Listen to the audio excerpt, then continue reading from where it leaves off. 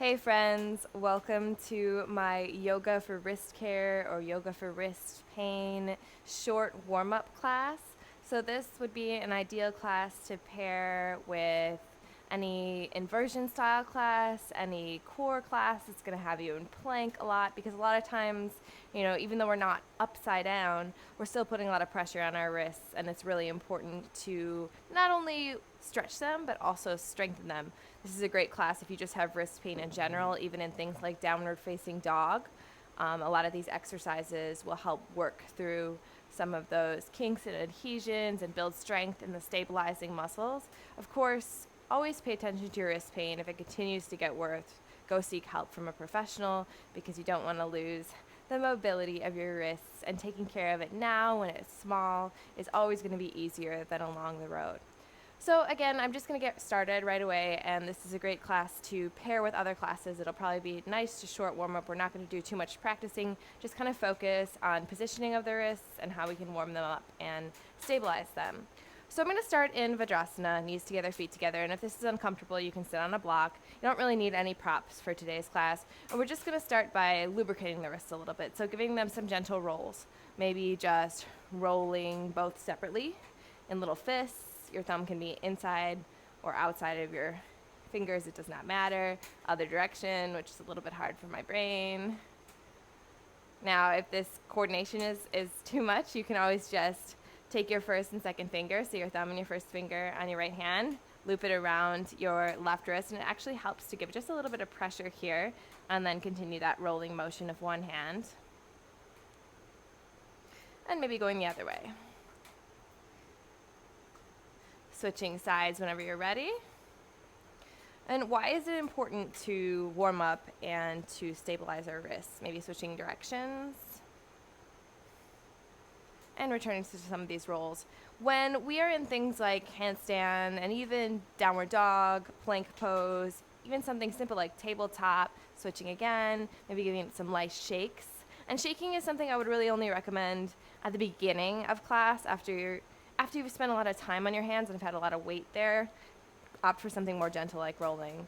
So when we are in things like tabletop and down dog, our wrists essentially are acting like our ankles. They're taking a lot of support and a lot of weight from our body, but they are smaller and more mobile than our ankles. So not only do we need to stretch them, but we need to stabilize them, and that usually means building up all the little muscles in the forearm all around the arm to help strengthen and stabilize the wrist, as well as paying really close attention to hand positioning and to the use of our fingers to help support our wrists. Let's try one more just simple rolling drill. Interlace your fingers in front of you, open up your palms, and we'll take some roller coasters. So just warming up the fingers a little bit here too. Just let this be fluid. Really important to always give yourself time to do wrist drills, whether you're going to a public class, maybe that means getting there a few minutes earlier and just quietly doing some wrist drills in case they're not sprinkled throughout. Let's try the other way. Might be a little hard for your brain.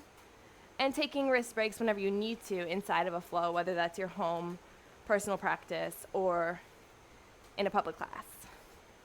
All right, what else we got for you? Before we move into tabletop, let's pay attention to the fingers, because I did mention the fingers really quickly. We do so much grip work with the fingers, not just in handstand, but also in things like down dog and tabletop. And if we're not using the fingers, suddenly we've got all this pressure into the palm of the hand. It's taking the brunt, and that's when we get more of the wrist pain. So let's warm up our fingers just a little bit so that they're ready to do some work for us. Taking time to stretch them. Place the left palm up towards the sky. Pull the pinky finger gently towards the back of the hand. Gently. No need to get crazy. You can do tiny pulses if that feels good. Maybe taking the ring finger, middle finger, pointer finger, thumb. Now once you get to the thumb, flip the palm over, pull the thumb gently towards the inner wrist.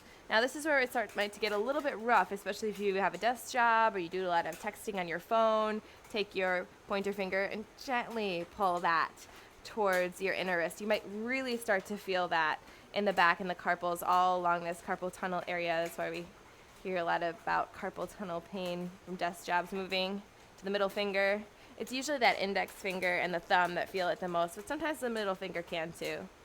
Ring finger, pinky, And then moving to the other hand, pinky finger, ring finger, middle finger, pointer, thumb pulls back, flip the palm over, thumb pulls in, gently stretch. You might find that one wrist is really different. For me, my right arm is much stronger, middle finger, and so my right wrist is a lot tighter. It takes a lot more of my weight. It's not nearly as flexible, which just means I need to do a little bit more work on it. Getting down to the pinky. All right, if you need to, just shake it out. Get any little cracks in there, that's nice. We haven't put a lot of weight on the wrist yet, so it's still okay to shake them out. And then coming into our tabletop setup. Now here, before we do anything in tabletop, I do want to talk about how the setup of our postures also plays into our wrists. So oftentimes we see a variety of things in tabletop. One is no core engagement, so we're just kind of sagging, and this translates into downward facing dog and into plank as well. So we need to tone the navel towards the spine. Any work that the core can do and make us a little bit lighter, that takes pressure off the wrist. Now next, we often see ourselves rooting down through the outer edges of the hand. Actually, we want about 60 to 70% of the weight in the inner edges of the hand. So the opposite of what our body naturally tends to do. It's why so many times in yoga class you'll hear your teacher say in down dog, like root down through the inner edges of their hands, because they see people's hands peeling up, and that's where you get a lot of the wrist pain. So really root down through the inner edges of the hands here, specifically right under your first finger here. This is your magic spot, because technically it's the middle of your hand. So rooting down firmly through the inner edges. Almost think about squeezing all four corners of your hands together and towards the midline to lift the center of the palm up like a suction cup. From there, keep that, reach the fingers out long, and dig the fingertips into the mat so that the fingernails turn white. You can look down and look at them, dig them into the mat. See if you can spider them, claw them into the mat, almost like you were trying to drag them towards your palm. Yes. Get the fingers working. Keep rooting down through the inner edges of the hands. Now bring attention to your arms, because so often in these postures we also lock out the arms. And you might not have hyper-extended elbows like I do, hypermobile elbows, but we may overlock the arms. So we're not actually using the muscles, we're just stacking bone on bone. And again, this puts a lot of pressure on our wrists as well as our shoulders and our elbows. So I want you to wing your elbows wide, wide, wide, wide, and then wrap them towards the back of the mat, keeping a micro bend. So it's almost like you are hugging an imaginary block between your forearms, pulling your hands slightly in together towards the midline while you spin the fingers out. So the fingers are thinking about spinning out slightly while the forearms hug in. It's isometric movement though, so we're not actually going anywhere. It's just the feeling of that happening. You should feel your arms turn on, you should feel your hands turn on. Keep rooting down through the inner edges of the hand and try to keep that as we move through postures and even do some of these stretches, but mostly when you're in your personal practice and you're in things like tabletop and down dog and you're not thinking about it, you're considering it a resting posture, when actually it's a lot of weight on the wrists and you could be using it to strengthen your forearms and also just fine-tune that alignment. So just taking some more gentle stretches here into your tabletop. Let's start by turning our wrists, our fingers towards our knees, the back of our hands, onto the mat. And if this is too much, you can bring your knees a little bit closer so that you have more weight in the legs, or you can lean your weight into the wrist if you want a little bit more, maybe rocking back and forth slightly, only if it feels comfortable. This is a deep stretch. Maybe taking the fingers towards the midline, rocking back and forth here, even rocking up onto the fingers to add in a finger stretch. And this is one of those really simple drills that if you're in a public class and they're doing cat-cow and they haven't done any wrist work, well, you can do cat-cow while you're doing these wrist stretches, maybe turning the fingers out. So figuring out how you can incorporate some of these stretches, maybe taking some light circles here, into your practice, even your public practice, without being disruptive. If you want a deep forearm stretch, forearms towards the top of the mat, fingers towards the knees. If you'd like even more, you can send the sit bones back towards the heels or bend the elbows back. It's a really intense stretch, but really nice to do before we get into things like plank pose. If you need to, take a couple more of those, otherwise come back to your standard tabletop. Let's strengthen the fingers. We stretched them already. Sorry, my hair is constantly in the way. But let's strengthen them. So coming up onto your fingertips, like mountain peaks, pull them towards the midline. Look down at your fingers. Watch your fingernails turn white as you pull those fingertips towards the midline, feeling the arch of your hands turn on. Wing your elbows wide. Wrap them towards the back of the mat. Hug your forearms towards the midline. Engage the core here so we're not sagging. We're going to think about ourselves as like happy little kittens pouncing with a flick of the wrist to warm up the fingers as well as some of the muscles all along the lower forearm. So as we inhale, we're going to drop the chest just slightly, keeping the engagement of the core. And as we exhale, we're going to pop off the ground with a flick of the wrist. So most of this motion comes from that push of the wrists. Carefully land, bending the elbows. Exhale, pop. Inhale to lower. Exhale, pop. Flick of the wrist. Inhale, lower. Exhale, pop. Our torso stays nice and straight here, so we're not hinging at the hips too much. It's just our wrists and our fingers that are giving us a little bit of effort. Keep going. Waking up all the little muscles in the hand so they can learn to spread out the work as we move through postures. Let's do 2 more.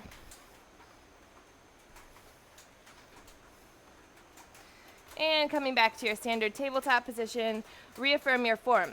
Also, one more thing I wanted to note here about the tabletop is so often in yoga we talk about practicing with hands parallel, and we measure hands parallel by the middle fingers and the wrist crease and those lines matching. For me, I actually like to practice with my hands turned out about 5 to 15 degrees from that midline. And the first reason is we get more wrist mobility. The more we turn our hands out, we don't have the fingers in the way, and we're more mobile through the inner edges of the hand. So that's why you see those guys doing those crazy planches with their hands turned all the way out. And we don't want to do that because we don't want to lose the dexterity of our fingers. They have to rely mostly on their thumbs. But turning 5 to 15 degrees from the midline still gives us the use of our hands and our fingers while increasing the mobility. It also starts that tricep wrap or that external rotation of the arm bones that's going to help you keep the micro bend in the elbows, help you keep the muscles turned on instead of just working through the bones, and find some space between the shoulder blades. How often in downward facing dog do we see something like this where we're just trying to get our chest down to the ground, we're squeezing our shoulder blades towards the midline, towards each other. And yeah, it feels like a stretch, but quite honestly, it's not that stable in the shoulder socket, which is actually made up of a few joints. So it's a very complex and mobile joint, and we need to stabilize it first. So externally rotating the arm bones out to the side is going to help find some space across the shoulder blades and set the shoulder blades onto the back so that we can get a safer stretch, even if it doesn't feel as deep. So thinking about that, when we turn our hands out 5 to 15 degrees from the midline, we're already starting that, so we're reminding ourselves. So as we come back into our tabletop, maybe turning the hands out 5 to 15 degrees, core is engaged, wing the elbows wide. Now wrap them towards the back of the mat. Keep the micro bend. You can actually look down and see, are my elbows micro bent? Do I feel almost bouncy? Push down through the inner edges of the hands. Pull all 4 corners of the hands towards each other. Keep hugging the elbows in. Reach the fingertips long. Dig them into the mat. Claw them back towards the palms. Beautiful. Now, walk the knees in about an inch, closer towards the wrists. Lean the shoulders past the wrists. This is putting the weight into the hands. If this is too much, bring the shoulders back to stack over the wrists. But if you can, keeping the engagement of the core, lean the shoulders past the wrists. Now, as you inhale, peel the entirety of the right palm off of the mat so you're on the whole length of the right fingers. Exhale to slowly lower as if you were stamping something out that's really thick, a really thick pudding. Slowly inhale the left palm off the ground. Core is engaged. Exhale to lower. Keep the micro bend in the arms. Inhale right palm. Exhale lower. Inhale left palm. Exhale lower. Now you can keep going like that, or at the same time, and maybe bringing the legs into this, so rocking to the inner edges of the knees as if we were squeezing a block between our thighs. That's going to help us find engagement. Peel both palms up as you inhale. Lean the shoulders past the wrists and slowly lower. Inhale up. Exhale, lower. Keep going, moving slowly, much slower than you would like to. Utilizing your breath to help you get there, keeping the micro bend of the arms. Keep rooting down through the index mound, even when you're up on the fingers. You should really start to feel this in the forearms. Maybe the forearm side that's closer towards your knees. Feel a slight burning as we fire up those muscles, which maybe haven't done a lot of work for you in the past. Keep going, length through the crown of the head and out back through the tailbone. Keep the core engaged. Let's do 2 more.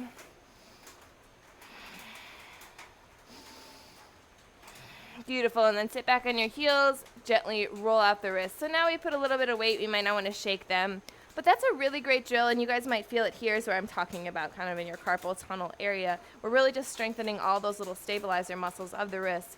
So something that's really easy to add in during your personal practice, and again, even during your public practice, again, can be done during cat-cow, maybe 2 sets of 10 with the breath. Will get you a nice little forearm pump. So we're going to do one more little drill for the wrists, and it's one of my favorites, but a lot of people hate it, and we might as well bring the toes into it as well, because so often we forget about the toes and the feet, so why not just warm them up too? But if you don't want to, or you have sensitive arches, you can skip the foot part. So we're going to come into broken toe, and what broken toe is tucking all 10 of your toes underneath you as you sit back on your heels. I'm going to face this way just so you guys can see me. And if you have short little pinky toes like I do, you might need to physically tuck your pinky toes underneath and then sitting back as much as you can on the heels. Hugging the sit bones towards the midline and engaging the core is going to make you feel a little bit lighter on the feet. If you have really tight arches, you wear a lot of high heels, this might not feel so great. And again, you can just do this from regular Vajrasana or easy sit if you don't want to work out the feet today. But we are going to distract ourselves from the feet by working out the other side of our forearms. So bring your arms up overhead.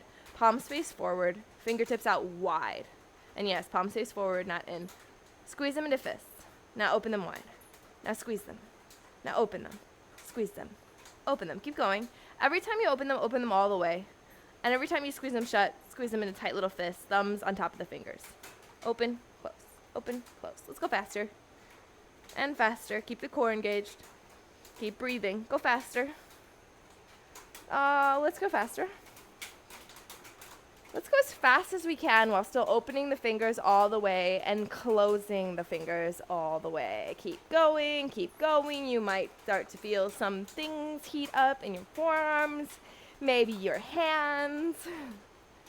You're doing it right. If you are, maybe it's distracting you from your feet. Maybe I just reminded you about your feet, and for that, I'm sorry. Keep going, keep going, keep going. You've got this. Whew, it's just opening and closing your hands. Whoever thought it would be so hard, right? Whew. Open, open, close, open, open, close. It's like double time. Come on. 5, 4, 3, 2, 1. Beautiful. So you can carefully untuck your toes. Oh gosh. Put your feet flat. And then either gently karate chop your forearms, or for me, sometimes I like to place my forearm on my shin and use my pointy elbow to kind of massage it out. But again, we're just working a lot of those little stabilizer muscles in the forearms that spread down to the hand and the wrists to just reaffirm that connection, make your foundation a little bit more stable. So now that you have nice, warm forearms and wrists, you've stretched them, you've strengthened them, here's where you might do your typical style practice. You know, this is a great full wrist warm up to do if you're going to be doing anything with heavy plank, heavy inversions, especially handstand or pressing. Obviously, headstand and forearm stand have a little bit less pressure on the wrists. Anything with deep back bends like wheel, where we've got a lot of flexion of the wrists, extension of the wrists, that is going to be really helpful. If you're just doing a regular style class, you might just pick 2 or 3 of these exercises and do some tabletop stretches and rolls, and then maybe either palm peels or the fire fingers. Now, as you're working throughout your classes, there are some things that you can do to alleviate the wrists during practice. Obviously, you can always come back to rolling or tabletop stretches. You can also take chicken, which is just taking the back of your hands to your low ribs, elbows out wide. It looks just like a chicken. You can even flap your elbows if that feels comfortable for you, giving a little bit more pressure to the wrists. If you want a really deep wrist stretch, you can take chicken into another variation, which, coming from a wide-legged stance, toes turned out, you can take the chicken position to your hip creases and start to bend the knees. We wiggle the elbows inside of the knees, coming down to a malasana style squat.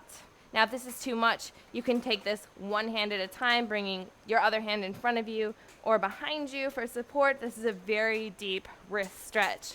Of course, there's a variety of other stretches, such as Padahastasana, which is bending the knees deeply, rocking the weight back onto the heels, sliding your hands underneath your feet, and you could do that one at a time or have fun trying to slide the hands underneath at the same time, palms face up, and here we get the wrist release, and we also get our feet massaging into our hands.